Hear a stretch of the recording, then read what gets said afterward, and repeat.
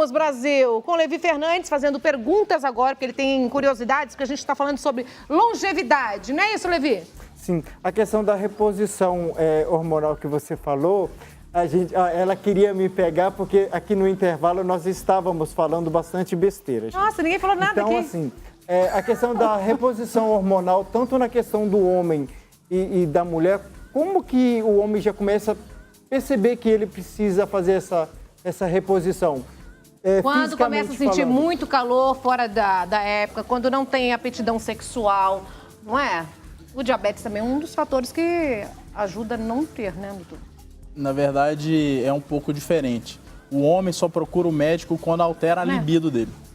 Então, assim, um detalhe, a libido é a última coisa que altera. Não, que altera... É, que ele vai procurar só nesse caso. Isso. Né? Então, quando ele procura o médico porque a libido dele alterou, aí todos os outros fatores já pioraram.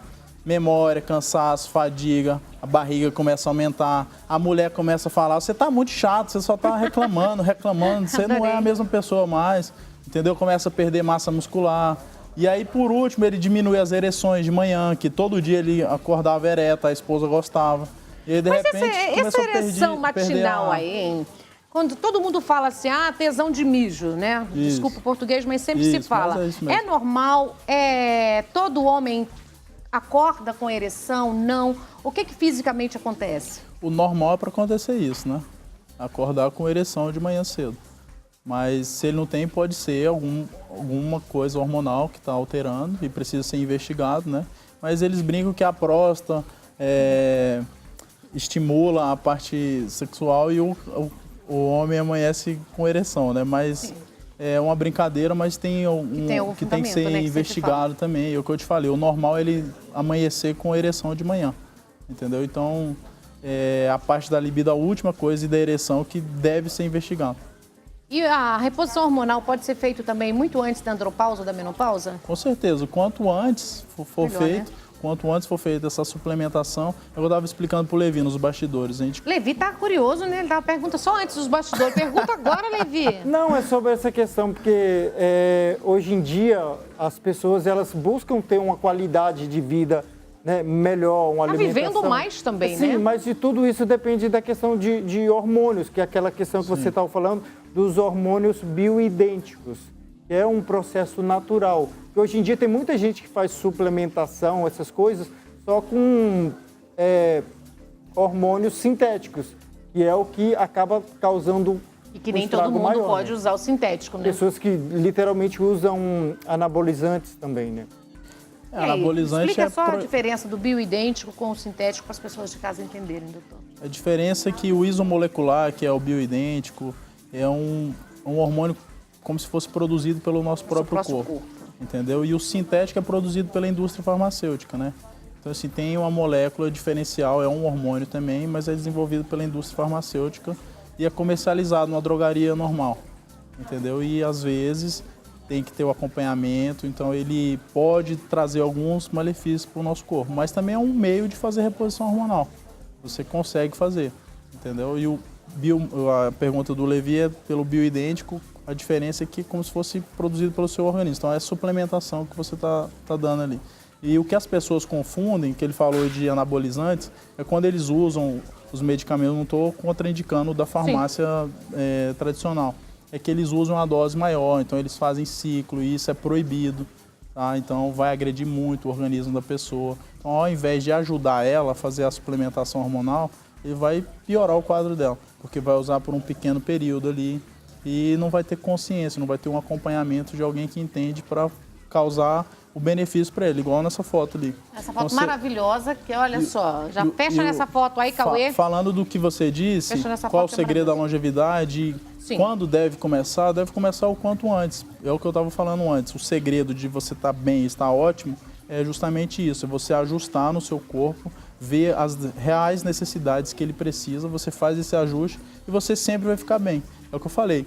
As duas têm a mesma idade cronológica, mas biologicamente ela está melhor. A gente estava brincando de parte sexual, com certeza a mulher da esquerda tem uma vida sexual ativa, com certeza ela faz sexo pelo menos 3 vezes por semana com o marido dela, que esse é o natural. Não é transar com seu marido, com sua esposa, uma vez por mês, isso não é o normal, né? Não é normal. Normal é você viver bem, como se você tivesse 20, 30 anos com qualidade. Certo, entendeu? doutor Alisson, amei como sempre, é bom te receber. Obrigado, obrigada.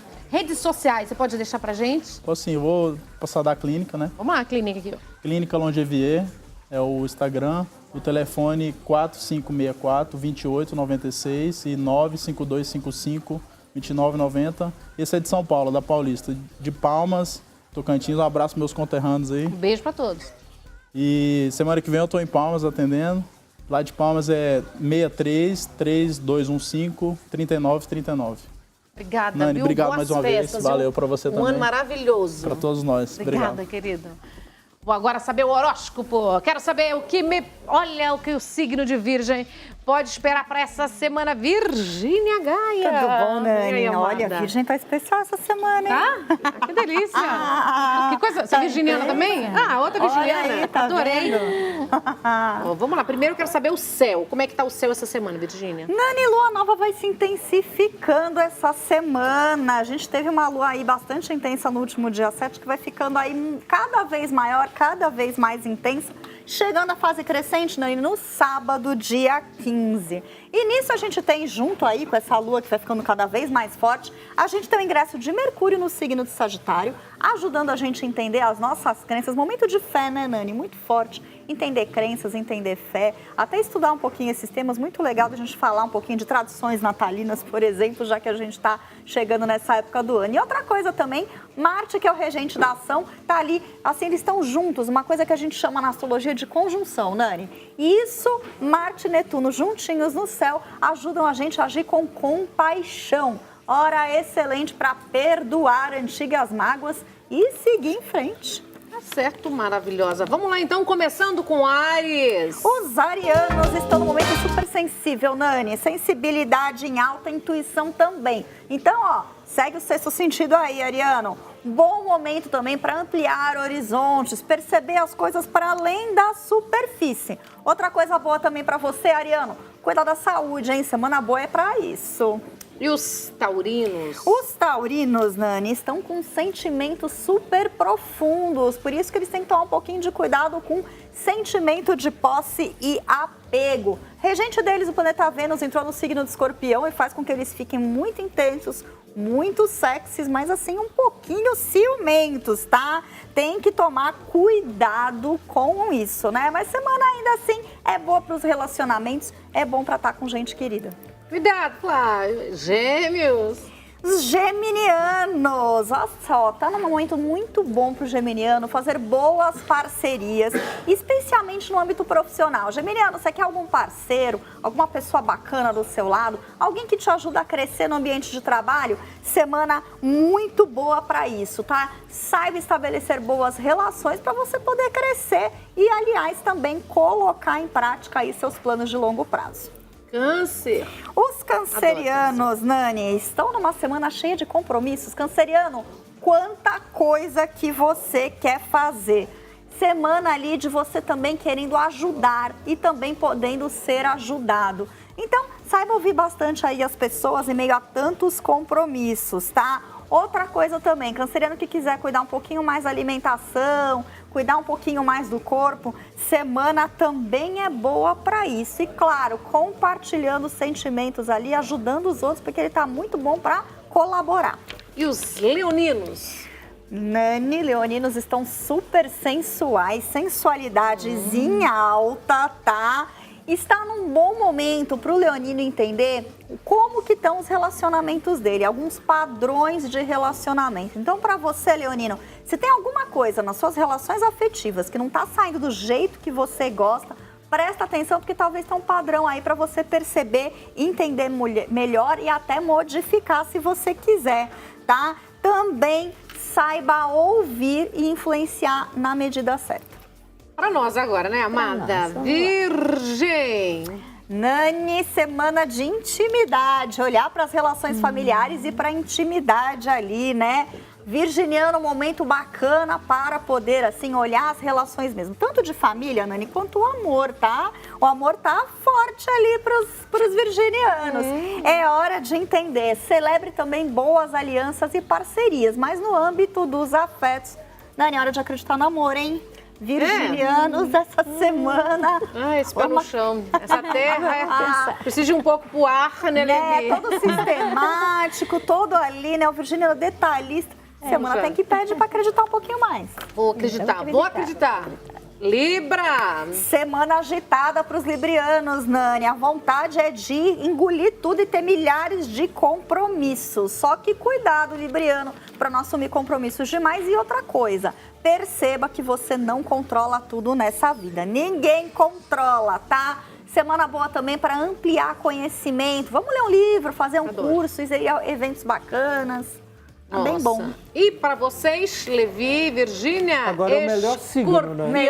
Escorpião, signo quente. Para nós, escorpianos, a semana pede para ter foco e saber eleger prioridades, tá? É importante para você, escorpiano, saber o que precisa realmente da sua atenção, tá? Seja produtivo. E, aliás, aproveite para dar uma olhadinha nas suas finanças, hein, escorpiano? Hora de organizar também ali o saldo de final de ano. Já entrou em choque o Levi nessa hora, né? Sagitário. É o mês dos aniversários de sagitarianos, né? Sagitarianos estão fazendo aniversário, Nani. Bom para comemorar, para celebrar. Meus parabéns aí a todos os sagitarianos.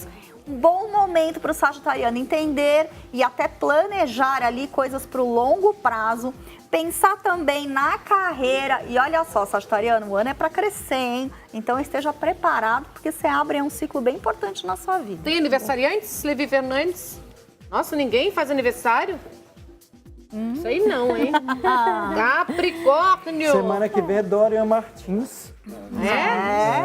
Delícia. Vai fazer o churrasco que você tá prometendo há 10 anos pra mim, né? Pra nós, né? Não é, Levi? Sim, só fala, só promessa. Deus me livre, é o pessoal pra prometer. Capricórnio. Capricornianos, olha só, os temas ligados ao autoconhecimento e espiritualidade estão super em alta para os capricornianos, tá?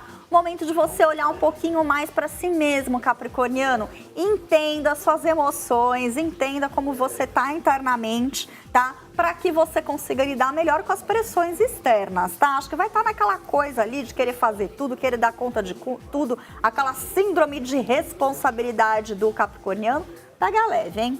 Certo. Aquário. Os aquarianos, é um momento também muito bom do aquariano perceber o que ele quer investir, o que ele quer conquistar. Semana muito boa ali para o aquariano já começar a pensar em 2019, hein? O que passou, passou. Hora de pensar para frente, tá? Importante planejar. Aquariano, tem um pouquinho mais ali de disciplina para você se planejar, tá? Outro signo que é bom cuidar das finanças essa semana. Bom mesmo. Cuidado, Joana. Peixes. Os piscianos, Nani, estão cheios de atitude. Só cuidado para não ser ali muito, de repente, muito imediatista nas coisas. Mas os piscianos estão ali muito bom para se posicionar. Semana excelente para tentar aí novidades no campo da carreira. Muito bom para o pisciano ali que quiser olhar um pouquinho, né? Com o que você quer fazer? Tá ali, tá feliz onde é que tá? Quer mudar, quer coisa nova? Semana muito bom para isso. Outra coisa, o carisma do pisciano tá super em alta. Então, aproveite também para ver e ser visto e até buscar reconhecimento, né, Nani? Melhor signo dessa semana foi Virgem. Foi Virgem. Foi ou não foi, amada? Eu falei, concordo. Arrasou, Virgem, essa semana. Olha, vou daqui até convidar quem estiver aqui em São Paulo e quiser ir pro Hebraica. Hoje eu serei jurada no Mister e na Miss Brasil. Olha a responsa. Tô indo para lá depois do programa. Então estão convidados no Clube Hebraica. Parabéns ao Michelazzi, o Thiago Michelazzi, pelo evento de hoje. Serei jurada. Sensacional, hein? Amada, redes sociais. Tem dicas astrológicas todos os dias para quem me segue nas redes sociais. No Instagram, Virgínia Gaia. Só seguir ali, gente, não tem segredo. Virgínia Gaia, tudo com i, tudo junto. No Facebook, facebook.com/estudosgaia. Vai aparecer ali, Virgínia Gaia, Astrologia, Tarot e Coaching, só curtir. E para quem quiser também informações sobre os meus atendimentos, tanto com astrologia quanto com tarot, né? Mapa personalizado, sempre dá com todas as dicas para todos os meses de 2019, é aí no meu site, virginiagaia.com.br. Certo, fiquem à vontade, vocês podem cortar um bolinho, tomar um cafezinho, que eu já volto, porque agora eu vou falar de um assunto muito interessante, Levi. Para quem tá em casa aí, aproveita, manda pergunta. Doutor Danilo, União Estável. Vocês sabem o que é união estável? Quando? Quais são os direitos e os deveres também? Né, doutor? Sim. Bem-vindo, boa tarde. Boa tarde. Bom te ter aqui, doutor. Obrigado. Vamos lá. O que consiste a união estável? Porque vira e mexe se muda, né, o tempo, né? Hoje a união estável é a convivência pública, duradoura e contínua, com o objetivo de constituir família. E dentro dessas características também tem o dever de lealdade, de assistência mútua entre os cônjuges e o dever de sustento dos filhos. Então, você tendo essas características, você está numa união estável. E tem o tempo, doutor? Porque antes era 3 anos, tinha que 3 anos para comprovar que era união estável, depois mudou, depois falou que era 6 meses. A gente fica meio perdido nas informações. Não, hoje não tem mais um prazo. O Código Civil novo já acabou com prazo. O Supremo Tribunal Federal também já determinou que não existe mais prazo sobre a união estável. Então, qualquer período curto mesmo, ele pode ser configurado como... Você tem que morar junto com a pessoa no mesmo teto ou não, doutor? Não é um requisito necessário, mas é uma boa forma de configuração. Você pode ter uma união estável sem ter a coabitação, sem morar junto. Mas você morando junto, é mais fácil você conseguir comprovar essa situação se você não fizer nenhum documento em conjunto determinando quais são as regras que você vai viver dentro desse relacionamento. Se for configurada a união estável, quais os direitos que a pessoa tem? Configurada a união estável, hoje em dia ela está muito semelhante ao casamento, apesar de não ser comunhão? Isso. Comunhão total ou parcial? Então, se você não fez nenhum tipo de contrato, é comunhão parcial de bens. Mas você pode escolher o regime, assim como no casamento, você pode escolher o regime que você vai viver a sua união. Pode ser separação total de bens ou comunhão universal de bens também. Se você não fizer nenhum documento nesse sentido, vale a regra geral que é da comunhão parcial de bens. Que seria todos os bens adquiridos a partir da data que você morou junto. Isso, que aí a partir de todos os bens constituídos em conjunto, sim, são divididos igualmente. E o que constitui estar juntos? Constitui juntos, doutor? Porque isso é uma confusão, né? Porque falar assim, isso. Não, eu construí sozinho, estava junto, morava junto, mas quem trabalhou fui eu. Então, lei. Uma vez configurada a união estável, essa... Cai por terra. Cai por terra, porque já se presume que ainda que você não teve junto, trabalhou, carregou a pasta, fez qualquer coisa assim, a mulher fica em casa cuidando dos filhos, está administrando lá tudo e ele que está na empresa. Isso, mas também é por causa do trabalho dela. Está em casa, está fazendo isso que ele possibilitou que ele não se preocupasse com isso. Então, para evitar... Entende-se que esse é um trabalho também. Isso foi um planejamento de vida do casal e que por isso tem que ser dividido igualmente. Enquanto um fica em casa, o outro vai trabalhar. Doutor, hoje você tem que registrar em cartório essa união estável ou não? A união estável é uma situação de fato. Então, registrar é muito importante, porque é o melhor elemento de provas que você tem num eventual rompimento de relacionamento, óbito, qualquer coisa nesse sentido. Porque com isso é uma prova praticamente inequívoca. Só que é importante lembrar que a união estável é uma situação de fato. Se você faz um documento falando que não tem uma união estável, mas vive uma união de fato, esse documento não é válido. As pessoas falam de contrato de namoro, de alguma coisa. É só um elemento mostrando que você não tem a vontade de constituir família. Mas se você vive, se você se apresenta para a sociedade como um casal, se todo mundo reconhece vocês como um casal, no círculo social que vocês têm, vocês se apresentam dessa forma, você está em união estável.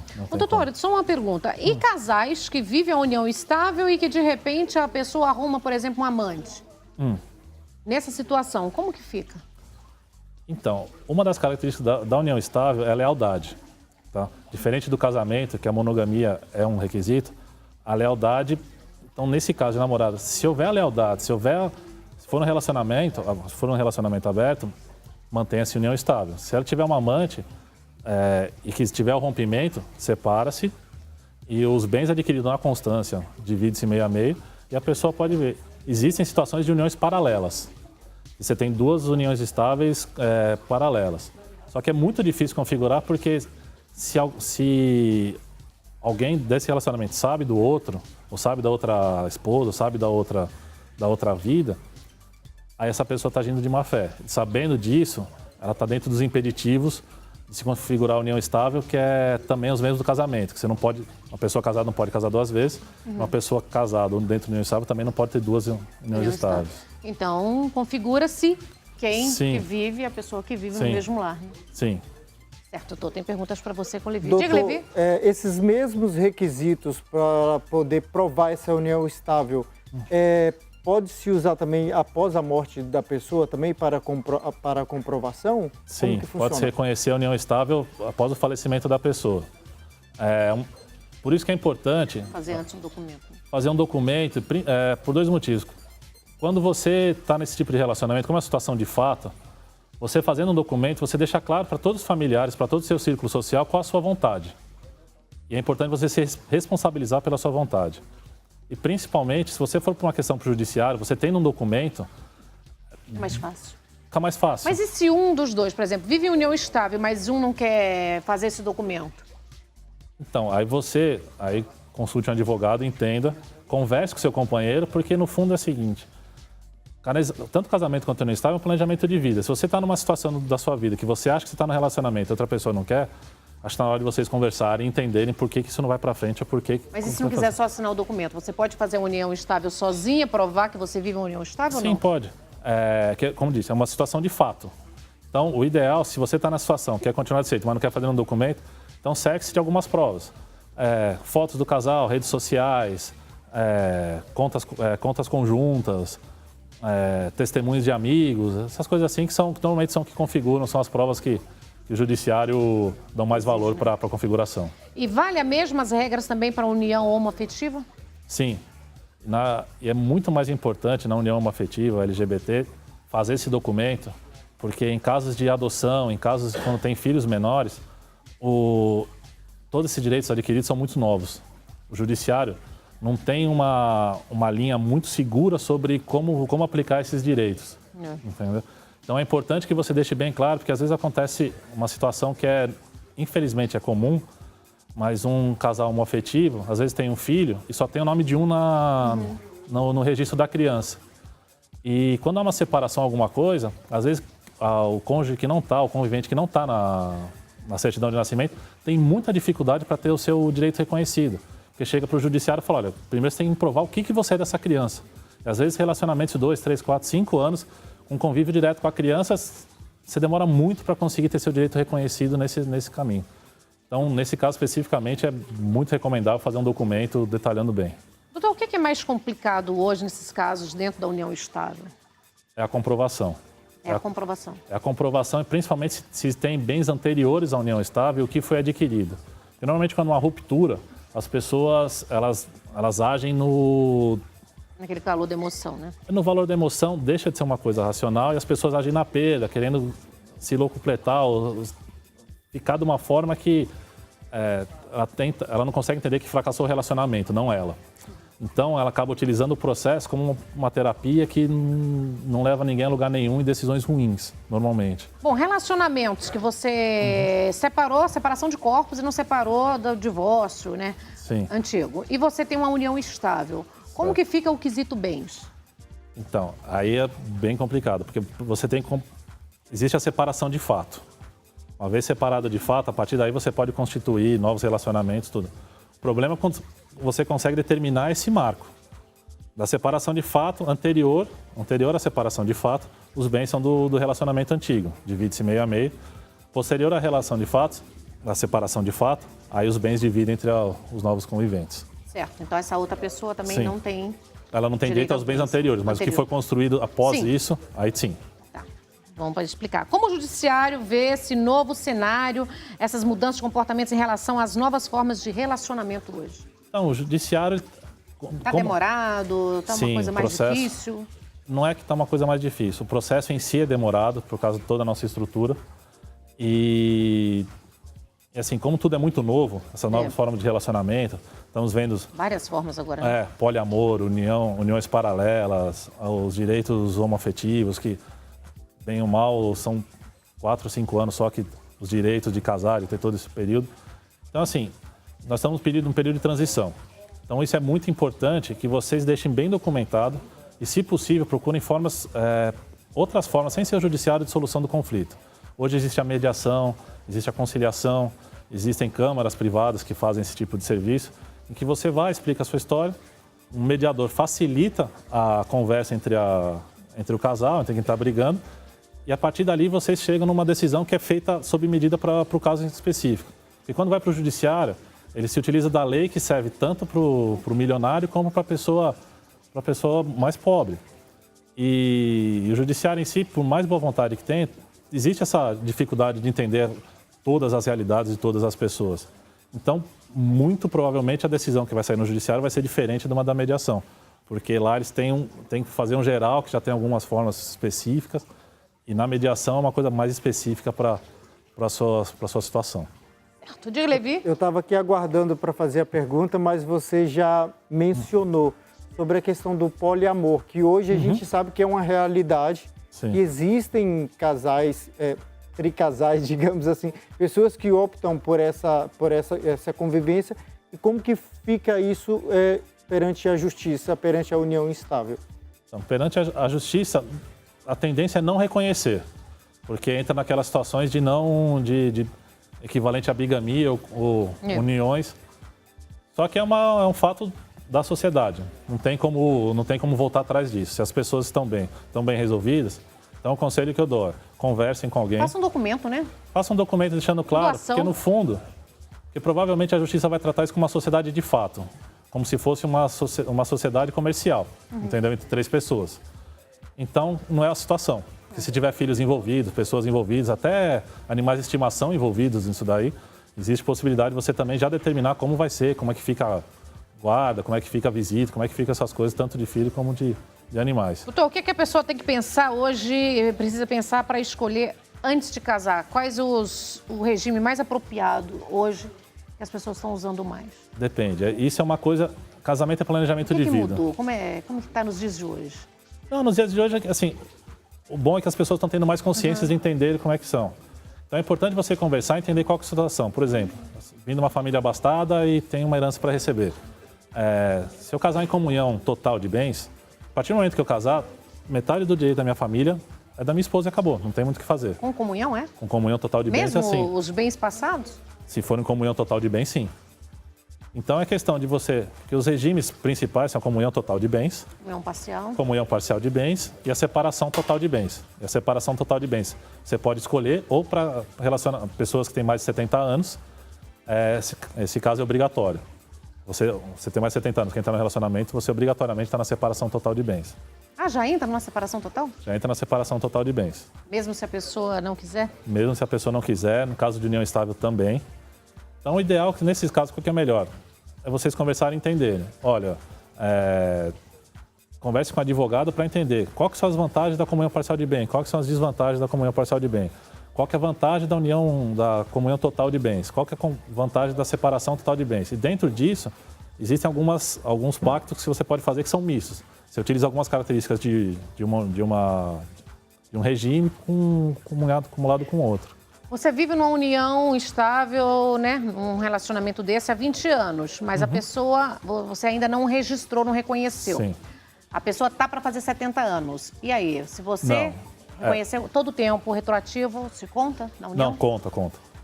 Conta porque aí o problema é assim, se você for num cartório, se você for num cartório e falar, eu tenho 71 anos, vivo há 25 com uma pessoa, o cartório provavelmente não vai deixar você fazer.